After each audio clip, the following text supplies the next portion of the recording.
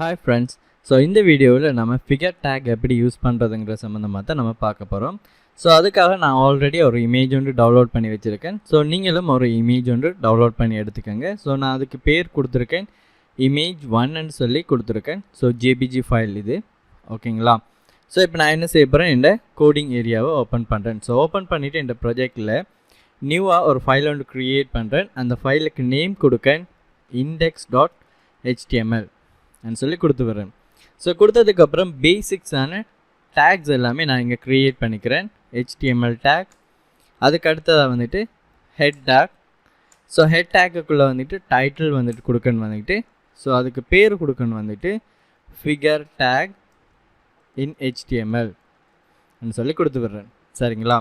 So அதுக்கப்புறம் பாடி take வந்துட்டு open பண்ணுறேன். ஸோ பாடி டேக் ஓப்பன் பண்ணிவிட்டு நான் ஹெட் வந்துட்டு கொடுக்கணும் வந்துட்டு h1 வந்துட்டு நான் கொடுத்துறேன், picture 1 ன்னு சொல்லி கொடுக்கேன், picture 1. ஸோ கொடுத்ததுக்கப்புறம் இப்போ நீங்கள் ஃபிகர் டேக் யூஸ் பண்ண போகிறீங்களாக இருந்தால் நீங்கள் என்ன செய்யணும், ஆரம்பத்திலேயே ஃபிகர்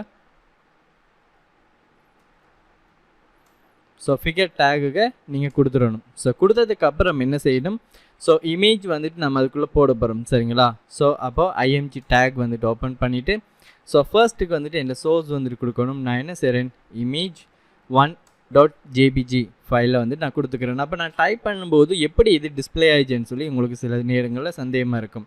ஸோ நீங்கள் img டைப் பண்ணும்போது உங்களுக்கு எதுவுமே டிஸ்பிளே ஆகலை, இமேஜுக்கு எதுவுமே டிஸ்பிளே ஆகலை என்று சொன்னால் கண்ட்ரோலோட ஸ்பேஸை ப்ரெஸ் பண்ணிங்களாக இருந்தால் உங்களுக்குரிய ஆட்டோ கம்ப்ளீட் வந்துட்டு டிஸ்பிளே பண்ணணும். ஸோ அதில் உங்களோட ஃபைல் வந்துட்டு டிஸ்பிளே பண்ணி காட்டும்.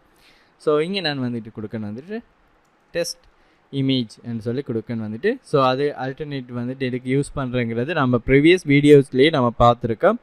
ஸோ நான் அதை கொடுத்துட்டேன். சரிங்களா? இப்போ நான் வந்துட்டு ஒரு ஹைட் ஒன்று வந்துட்டு கொடுக்கணும் வந்துட்டு 300 சொல்லி, இல்லாட்டி 250 சொல்லி ஹைட் கொடுத்து விட்றேன். ஸோ இப்போ நான் இதை டிஸ்பிளே பண்ணுறேன்னு பாருங்கள். ஸோ நான் க்ரியேட் பண்ண ஃபைல் நான் டபுள் கிளிக் பண்ணதும் எனக்குரிய ஃபைல் வந்துட்டு ஓப்பன் ஆகிடும். பாருங்கள், நான் கொடுத்த இமேஜ் வந்துட்டு எனக்கு இங்கே டிஸ்பிளே ஆகிருக்கு. ஸோ 250 ஹைட் கொடுத்ததால் அந்த ஹைட்டுக்கு ஏற்ற மாதிரி வித் வந்துட்டு அட்ஜஸ்ட் பண்ணப்பட்டிருக்கு. சரிங்களா? இப்போ நான் என்ன செய்ய போகிறேன்னு பார்த்தீங்களா இருந்தால் கீழே வந்துட்டு கேப்ஷன் கொடுக்க போகிறேன். ஓகே, ஸோ அதுக்கு பேர் என்னன்னு சொல்லி பார்த்தீங்கன்னா ஃபிகர் கேப்ஷன்னு சொல்லி கொடுப்போம், ஃபிக் கேப்ஷன். சரிங்களா? ஸோ ஃபிக் கேப்ஷனில் வந்துட்டு fig1 டெமோ ஃபிகர் இமேஜ் சொல்லி நான் என்ன செய்கிறேன், இதுக்குரிய ஃபிகர் வந்துட்டு நான் கொடுத்துட்றேன், இந்த கேப்ஷன் வந்துட்டு கொடுத்து விட்றேன். சரிங்களா? ஸோ இப்போ நான் போயிட்டு ரீஃப்ரெஷ் பண்ணுறேன்னு பாருங்கள். ஸோ எந்த இமேஜுக்குரிய கேப்ஷன் வந்துட்டு எனக்கு பர்ஃபெக்டாகவே இங்கே டிஸ்பிளே ஆகிருக்கு. ஸோ ஒரு அகடமிக் ரைட்டிங் நீங்கள் எழுதும்போது ஒரு டாக்குமெண்ட் மாதிரி உங்களோட சைடை வந்துட்டு நீங்கள் பப்ளிஷ் பண்ணும்போது ஒரு ஆர்டிக்கல் எழுதும்போது ஸோ அதுக்கு ஃபிகர் நீங்கள் யூஸ் பண்ணுறீங்களா இருந்தால் இந்த மாதிரி நீங்கள் ஃபிகர் டேக்கை யூஸ் பண்ணிவிட்டு கேப்ஷனையும் கொடுத்துக்க இல்லை. சரிங்களா?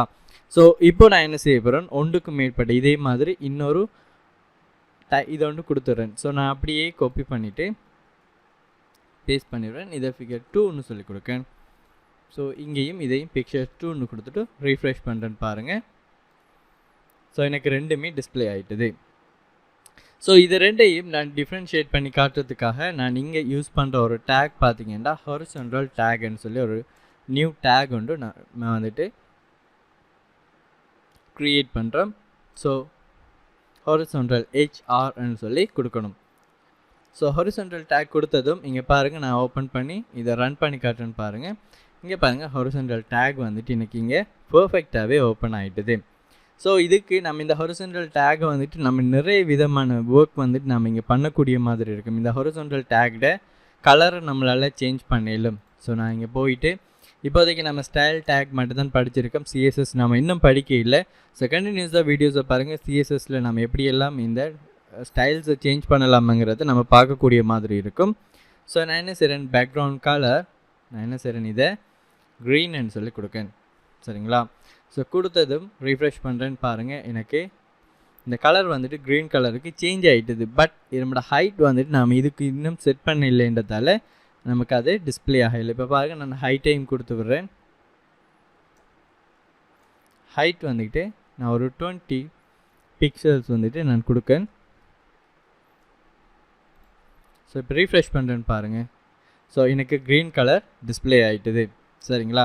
ஸோ நமக்கு தேவையான மாதிரி நம்ம சைஸை கூட நம்ம என்ன செஞ்சிடலாம், அந்த ஹாரிசான்டல் ரோஸில் வந்துக்கிட்டு சேஞ்ச் பண்ணிக்கக்கூடிய மாதிரி இருக்கும். அதே மாதிரி நம்மளோட வித்தையும் வந்துட்டு நமக்கு தேவையான சைஸ்லேயே நம்ம கொண்டு வந்துக்கலாம். இப்போ ஃபார் எக்ஸாம்பிள் நான் என்ன செய்கிறேன், இங்கே வித் வந்துட்டு நான் கொடுக்கன்னு வந்துட்டு 300 பிக்சல்.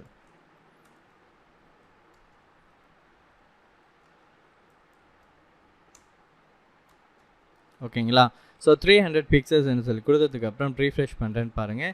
எனக்கு 300 பிக்சல்ஸுக்கு வந்துட்டுது. பட் எனக்கு சென்டரில் வந்துருக்கு. யூஸ்வலாகவே இப்படி தான் சென்டரில் டிஸ்பிளே ஆகும். ஸோ நீங்கள் அதை லெஃப்ட் சைடுக்கு நீங்கள் கொண்டு வரணுமாக இருந்தால் ஸோ மார்ஜின் லெஃப்ட் வந்துக்கிட்டு 0 பண்ணணும். மார்ஜின் லெஃப்ட் வந்துக்கிட்டு 0 பண்ணிங்களாக இருந்தால்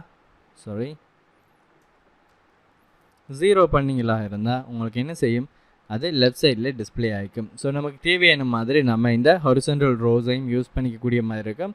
பட் யூஸ்வலாக யாருமே வந்துட்டு என்ன செய்ய போகிறதில்ல, இந்த 20 பிக்சல்ஸுக்கு வந்துட்டு ஹைட் கொடுக்குறதில்ல.